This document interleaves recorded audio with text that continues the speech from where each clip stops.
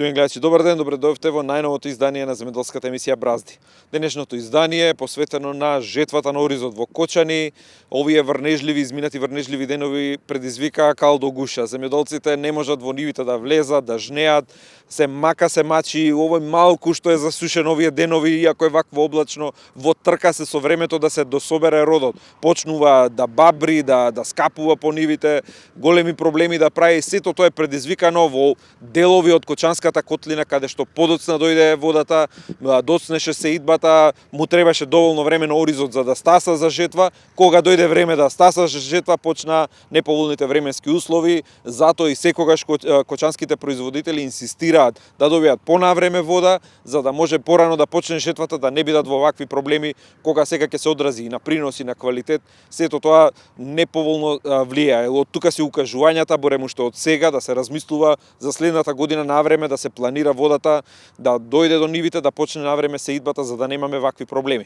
Проблемите во Кочанско не се поврзани само со маката да се собере родот, големи проблеми се и што откако ќе се собере. Се уште им тежи над глава ланскиот род, големи количини од ланскиот род седат непродадени. Оваа новата реколта веќе се најавува по некоја цена која што вела дека е далеку од реалноста, далеку од рентабилноста, ќе бидат со загуби. Сите проблеми што ги мачат, ќе ги поразговараме во денешната емисија. Денешната емисија во вториот дел ќе разговараме и за градинарството.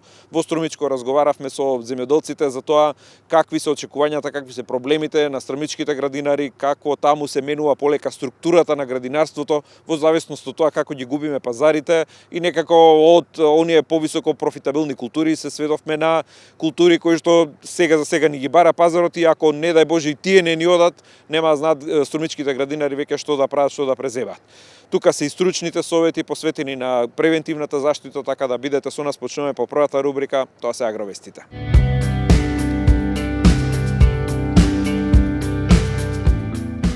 Поранешниот министер за земјоделство и овластените службени лица од Агенцијата за стокови резерви, Агроберза и едно вешто лице осомничени се за злоупотреба на службената положба во период од 2021 до 2022 година.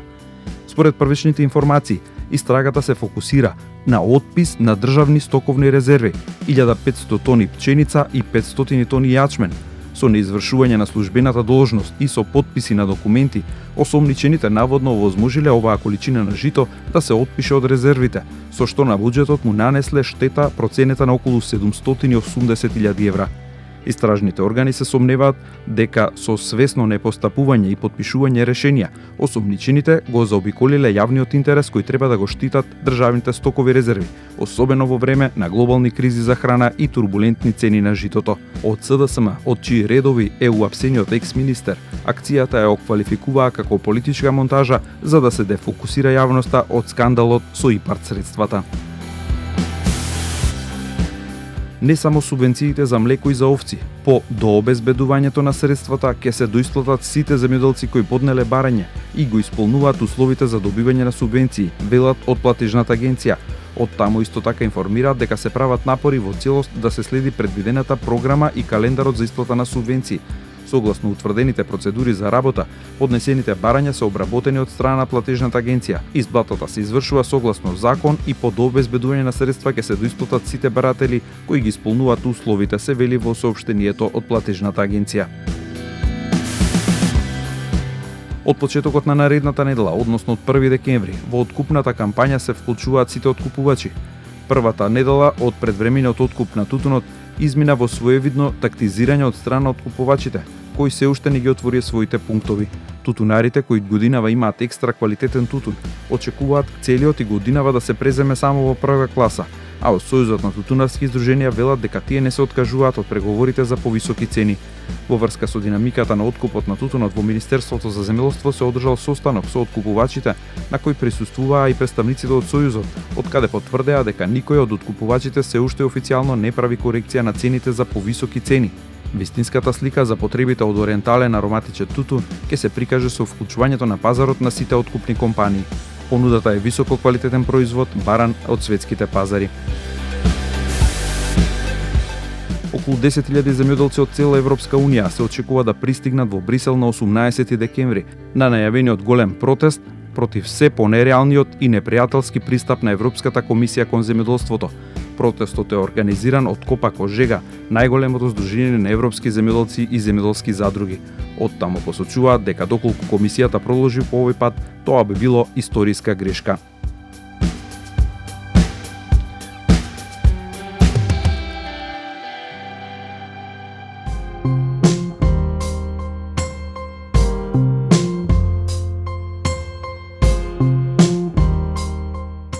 Главната тема за денешната емисија ни е жетвата во Кочанско. И оваа галама и овие звуци што ги слушате се од комбајните кои што веќе се движат по овие патишта меѓу нивите каде што снимаме.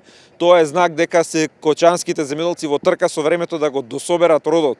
Во ова време, во другите години веќе била одамна завршена жетвата, годинава крајно неповолна. Се доцнеше со сеидбата, се дочни со жетвата, сето тоа ќе се одрази на приносите и сето тоа за крајот само ќе донесе помал профит за земјоделците.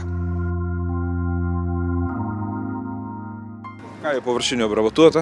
Јас лично обработувам 8 хектара, 80 декара, а иначе сме групирани тројца луѓе, работиме околу 300 кусор декара. Количина имате за откуп, за жетва? Количина има, се има, само цена не боли глава. Жетва тешка, едва некој успеаме нешто да собереме, имаме још малку површина, многу тешко иде, сега временските услови тоа го направија. И тоа е тоа. За откуп имавте од лани останато, имате? Имам останено околу 15 тона под насах за стокови резерви. Сега слушам дека одобрено тоа стокови од денеска баш са вале бев, БМФ Зрновци ми распоредили таму, од 15 тона ми е одобрено 9,5 тона. Има објаснување? Да, ништо. Вика толку те недем, вика веројатно они преку министерство, како е, што е, не знам. Толку ми рече, сега ми тражи услови, требало оризо да се пуни уерари, а ке нас се оризо вреки. Сега накнадно ќе треба трошкови да правиме, луѓе да фаќаме и тоа е да ставаме, а немаме услови, ние немаме вилушкари дома тие работи. Не знам како ќе биде сето тоа кој ќе се одвива и дали ќе го земат како што пријемаме вет на таа цена. Како е сега со новата жетва? Некако се измачивте со жетвата, какви се првите најави за цена, за откуп? Па лично јас ќе ти кажам, јас од оваа реколта имам даден нега околу 10-15 тона ориз. Првиот го дадов на 70 динара бел, на бел не на арпа, не ќе тарпа, никој не нудих не ќе тарпа. А првиот ориз го дадов на 70 динара, вториот го би околу 8 тона на 65 динара бел. Сега што е рао, 65 динара бел ни го зимат на нас, а ја кој што знам, еве одам и сегден, па лично ќе ти кажам у Штип, ориз од 120 динара доле ориз нема. Пазарот си одржа цената, трговците си држат цена, а нашиот ориз е џабе, така речено. На 65 динара бел, значи рачуни дека на мене ми спаја арпата 30 динара, тоа се 2 зрна јајца. 2 јајца кило арпа. Тоа nije било, не знам како ќе се одвива натам. Сега ќе има ли нешто промени на цени на тоа, најавуваат нешто, а што ќе биде не знам. А и ланската година исто така беше. Ќе биде тоа, чекате на недела, чекате 2 недели, што викат старите каравано мине кучините ладат. Но има луѓе што нема кај да чекат, нема кај да го складираат. Па те тоа има, не само што нема дека да го складират. Треба пари. Без пари ништо. Сега почнуваат, пример, јас имам 4 хектара, мои 4 работам на кесим. Тие 4 јас треба да ги платам кесим, треба да платам комбај, трошкови цидат, аптеки, зимали сме препарати, ги обриња, тоа до нова година треба да се очисти. И за тоа мораме да, и за тоа дадо 15 тона арпа сам дал до сега. А и другата мора да дадам. Пошто не ни врши работа на оваа цена, целиот го дадам, нема да ми остане динар. На 23 динара слушна производна цена. Тоа е не ми иде у глава на мен како може да направи таа производна цена 23 динара, која на врекичка ѓубре е 900 динара, 880 динара. Кило, еве јас лично плаќав кило препарата ура 250 евра. Па сега нека рачуна дека ни е крајов и како може да остане. 25 ноември во Кочански регион да снимаме жетва на ориз, позади да се слушаат комбајни, ние да зборуваме уште за жетва, нели е малку касно, нели е многу касно? Временските услови си го створија своето оваа година, додека претходните години имаше убави сончеви денови, така да овој период бевме при крај со жетвите. Меѓутоа оваа година со задоцнувањето на пуштањето на водата во површините, закаснавме и со сеидба и со жетва. Тоа е резултат денес што ги гледате овие комбајни позади со А жетва. ни се погоди есента врнежливо. И површините што се сега неожнеани се резултат на временските неприлики. Дождови имавме оваа недела во изобилие, така да денеска е малку сончево и со ветровите така очекуваме бар нешто ќе може да земјоделците да приберат и тоа што го приберате веќе не е баш најдобро, бидејќи имат влага, голема влага содржи, меѓутоа сепак се дале труд и мора да го соберат од нивите. Колку груба проценка баги ни ви видовме по пат додека доаѓавме, особено во дел тука околу Крупиште.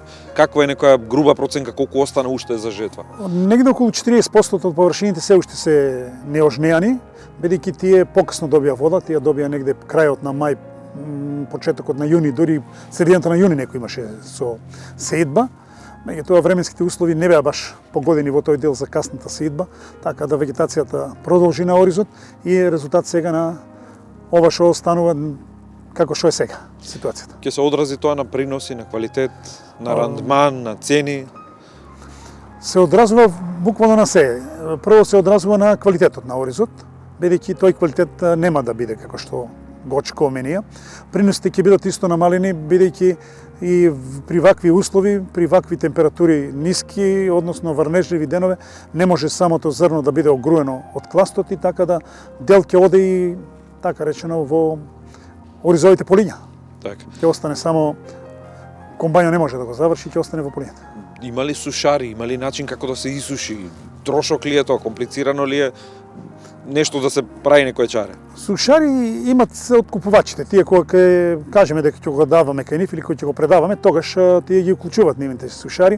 Меѓутоа услуга не се врше некоја услуга, минимално се врше услуги, тие наплаќаат динар-два, така некој беше за да се суши и си го повлекуваш, меѓутоа се уште во тој дел не сме. Технички не може да го изведеме, бидејќи ние си го се уште сушевме на дома, така речено, Така, се распоставува си, така се суши, али најдоброто сушење му е на самиот корен, така. во самата површина. Какви се информациите со откупот? Колку има залихи што притискаат, колку тежи новата реколта, колку ќе биде проблематичен откупот годинава? Откупот е проблематичен, како секоја година ова по-проблематичен, не може да биде уште од лани имаме неоткупен ориз, тој стоеше за стоковите резерви. Стоковите резерви, бидејќи имаше изборна година, не ги продолжија. Денеска имаме информација дека нешто, некои списоци се продолжени, колку ќе влијат сега на ова што го имаме како залиха, нема многу да влијат, бидејќи тоа се околу 2400 тона. Останатото што го имаме до сега ожнеано не го зимат откупувачите, тие имат и своји површини, да се дека нивното не си го преработат, не го пласират, нашто ќе стое во нашите магазини. И имаме голем проблем. Вчера имало средба со министерот за земјоделие од страна на оризарите, кои дојдоа незадоволни, така речено, бидејќи цената производна веќе имам информација дека е на 23 денара, нема логика да биде пониска од ланската. 27 беше лани, сега 23, значи нешто не е во ред со таа пресметка и ќе бараме пресметката да биде јавно дистрибуирана кај земјоделците и јавно да биде објавена, да видиме по кои критериуми се сега намали цената на производната цена на Вие немате годинава поголеми приноси и поевтини препарати? Напротив, имаме поскапи препарати и помал принос ке имаме во однос на ова што сега кажав дека површините се оставени и тој ориз не може ние да го рачунаме дека ќе биде во она количина што ја зима како просек. Бидејќи доколку се искористи за храна, да, може да го земе. Меѓутоа, вака како што е сега ситуацијата и што очекуваме дека денови ќе бидат поново врнежливи, се плашиме дека тој ориз ќе остане и неожнеа. Така. За стоковите резерви, тие списоци што се прават, планови, веќе слушаме реакции земјоделците. Им се барало големи џамбо вреки да биде препакувано, тоа е дополнителен трошок, па тие количини што ги пријавиле нема толку да им зимаат и таму ќе биде хаос. Да, тие кога објавија мерката дека ќе откупуваат стоковите резерви, има нивни правилник од институцијата за стокови резерви, каде што не можат сите земјоделци да ги исполнат тие услови, бидејќи тие џамбо вреки ние прво немаме услови како да ги товариме и да ги транспортираме до самата фирма кај што треба да се откупува. Малку ќе биде комплицирано, имат дадено некои критериуми што ние воопшто не слагавме со тие критериуми, меѓутоа за жал се ставени тие критериуми. Кога ќе почне да зима за стоковите резерви, ќе го видиме тогаш резултатот. Се уште нема ни кило земано за стоковите резерви.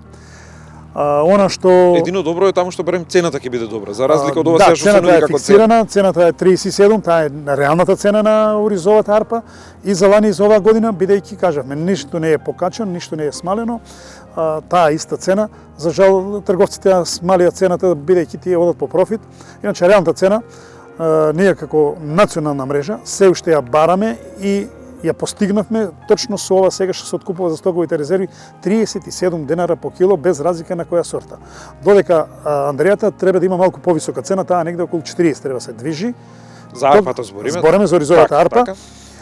Така да тогаш земјоделците може да рачунаме дека сме задоволни и дека може да планираме за сеидба за понатаму и да бидеме баш задоволни во тој дел. Така, извозот на некој начин гледаме по бројките како да е проблематизиран. Што е причината, не знаеме, ги губиме ли пазарите, но во исто време гледаме и бројки на увоз на ориз. Ние имаме хиперпродукција, имаме вишок домашен пазар 2-3 пати, ние за Југославија бевме димензионирани, а имаме увоз, нели е малку контрадикторно?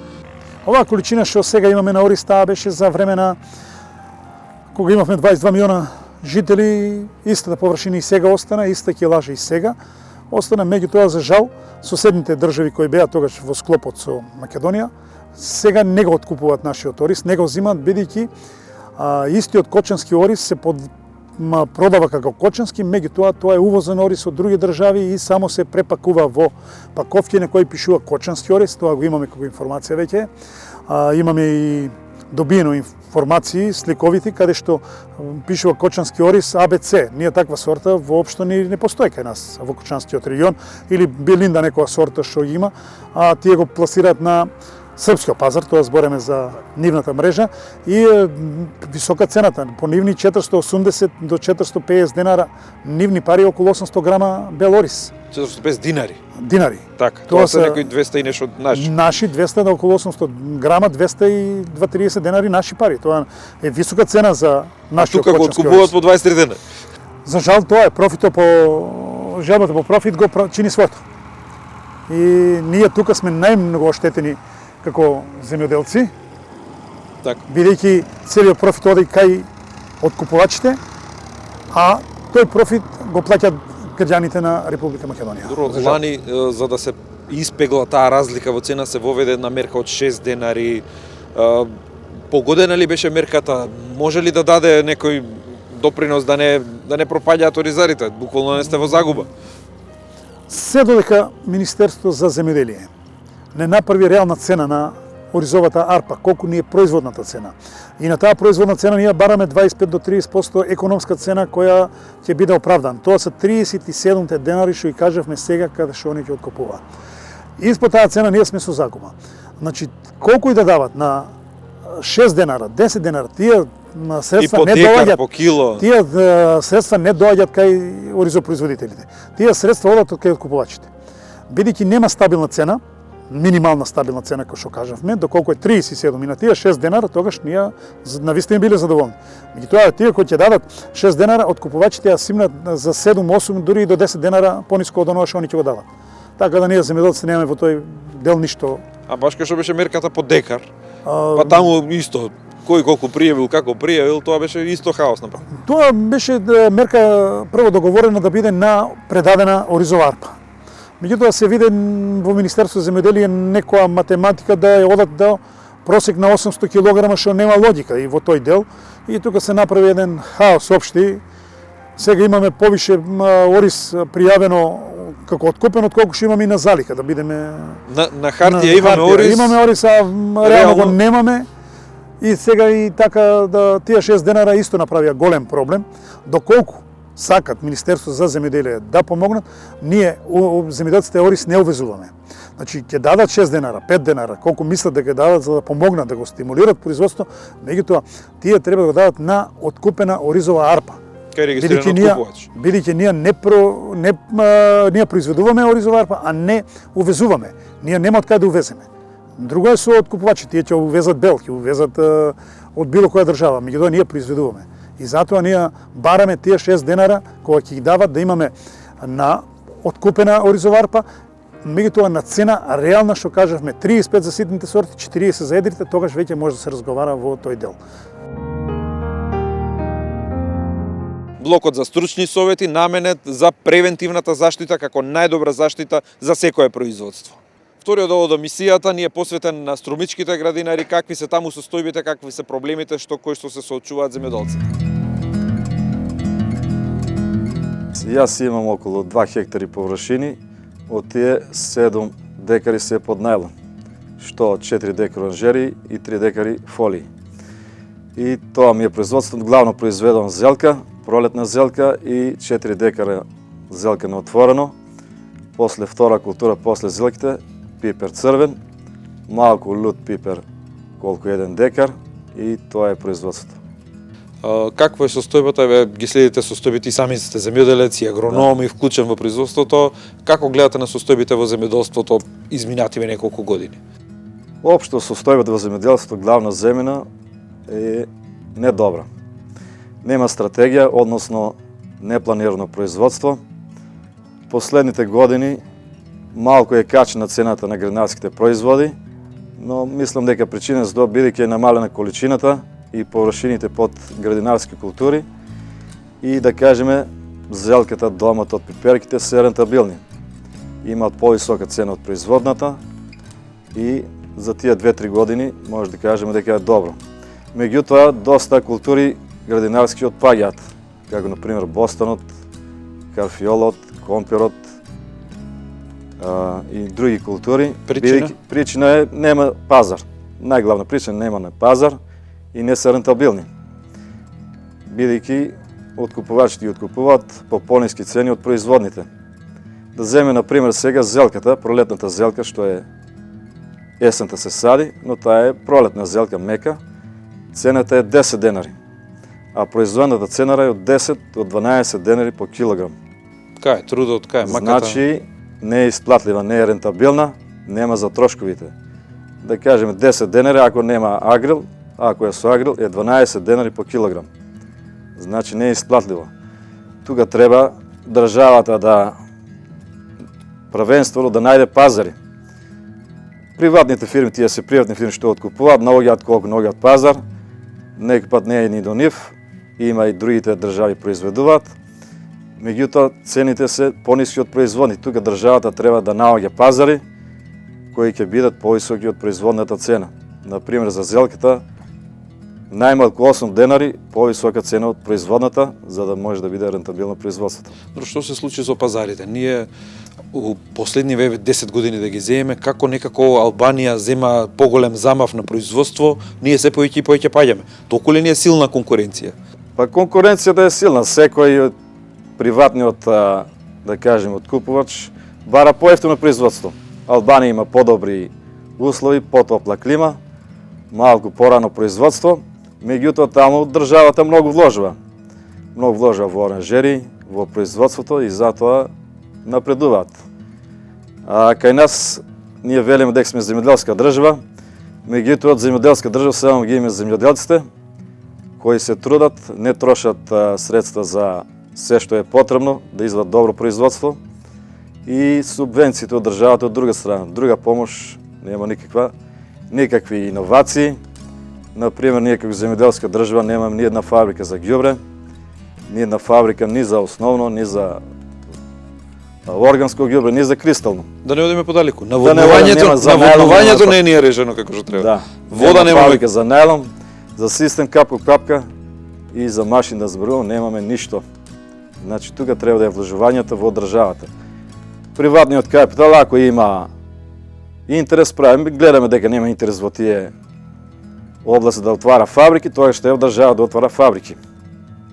Каде што ќе биде поевтино да се намалат трошоците на земјоделците, поевтино од суседни држави, да кажеме, од каде што се увезува. Како е струмичко решено наводнувањето? Имате проблеми, има доволно вода? Оваа година има проблеми и наредните последните години нема доволно дождови и браната Турија има намален капацитет на водата и не може да треба и градот да пие. За градот да има доволно вода за пиење и селата кои се под општина Струмица и нема доволно и доста села под огражден, да кажеме Иловица, Сушица, Босилово, тука Сарај, Пиперево, нема доволно вода.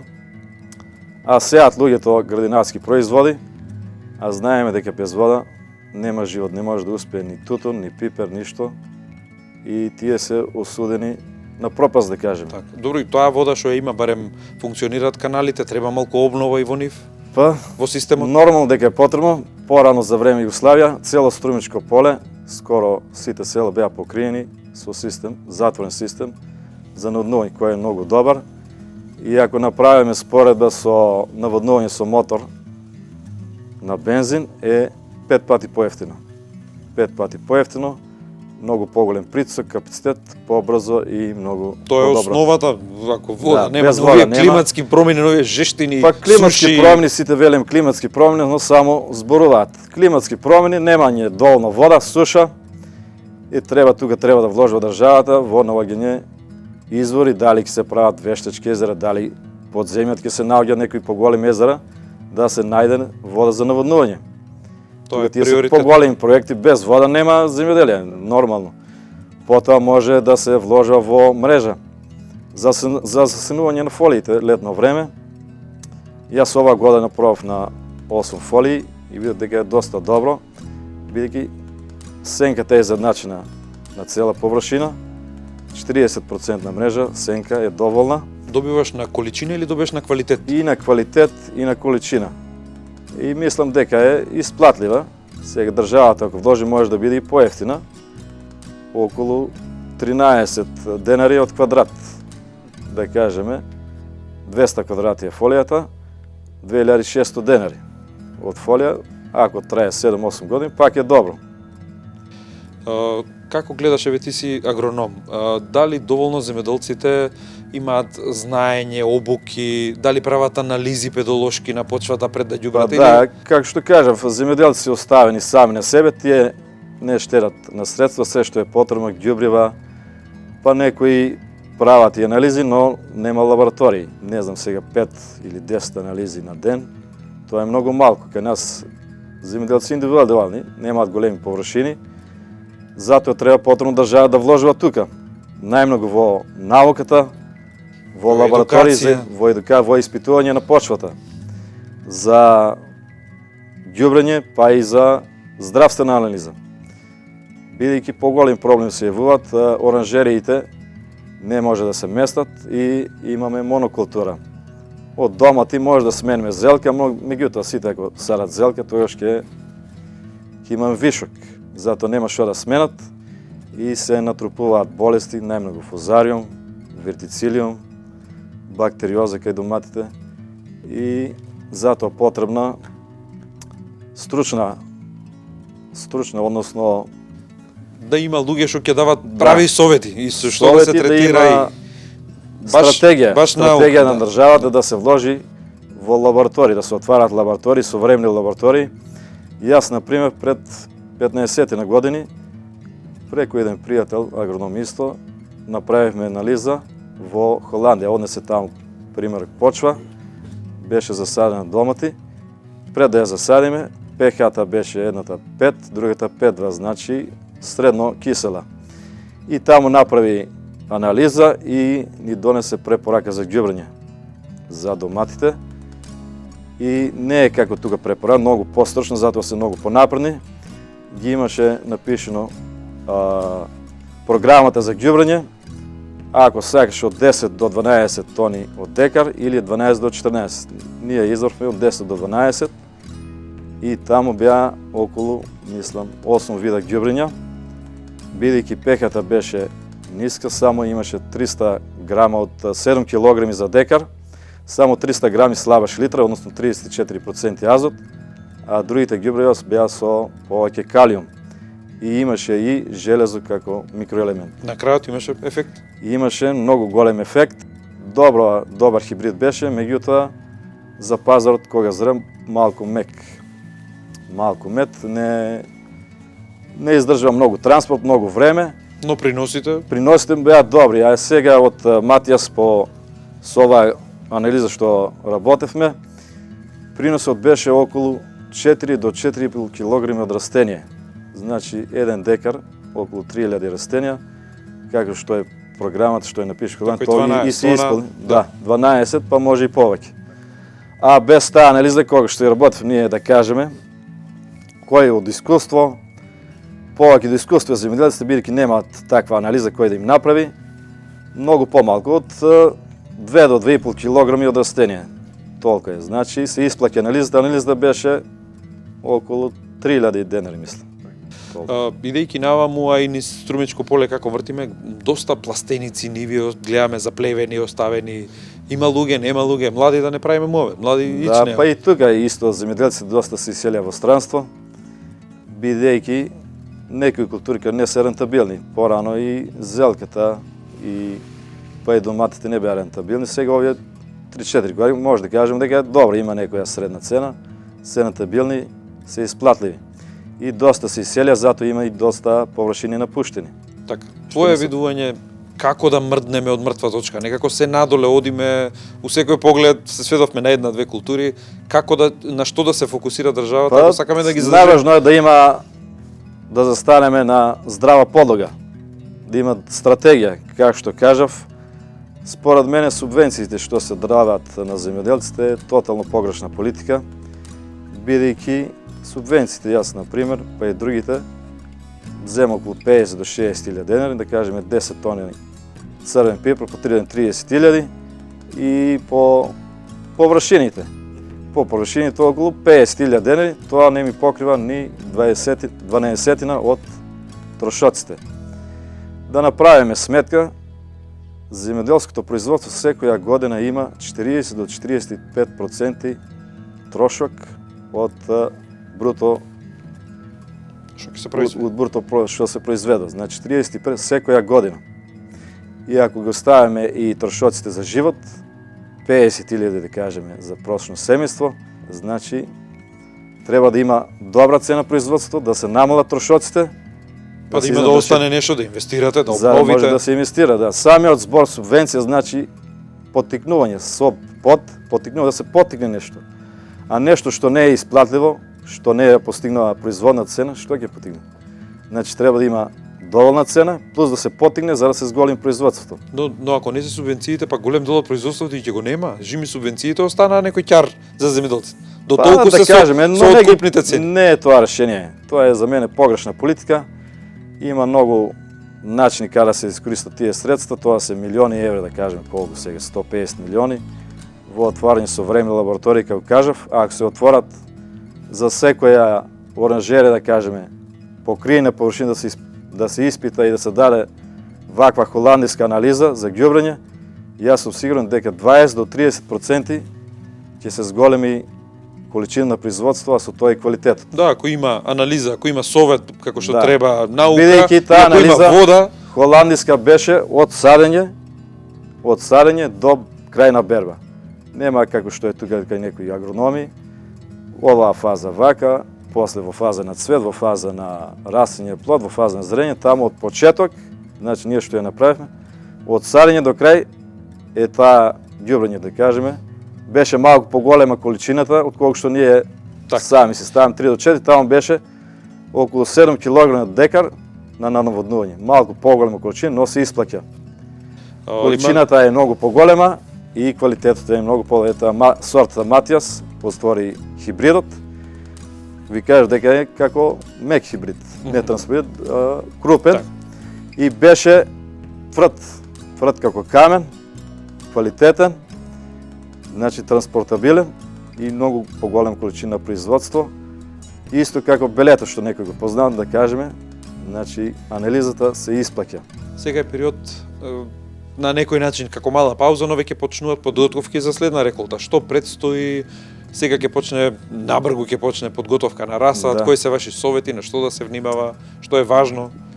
Па сега, да кажеме, втора култура кај нас се садат пипер најмногу и тој завршува, веќе е завршен и треба се подготват површините за пролетна зелка.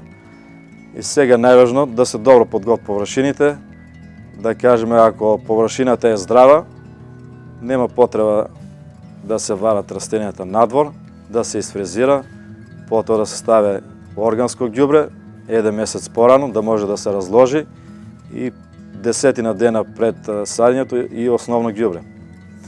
А површините кои се, да кажеме, заболени од фузариум, вертицилиум, има венач, што го вика народот, најдобро е да се извадат растенија надвор од површината, да не се намножи таму болеста, да не се рашири и наредната година да се изврши соларизација. Бидејќи кај нас тоа е единствен начин, немаме други хемиски средства, не се достапни или ако ги има од странство се скапи, а најдобро е да се извадат растенијата што се заболени, да се исфрлат надвор, да не може се расшири болеста. И тука некаде крајот на денешната емисија. Ви благодариме за вниманието со кое не следевте. Бидете со нас повторно за 7 дена. До тогаш имајте пријатно неделно попладне.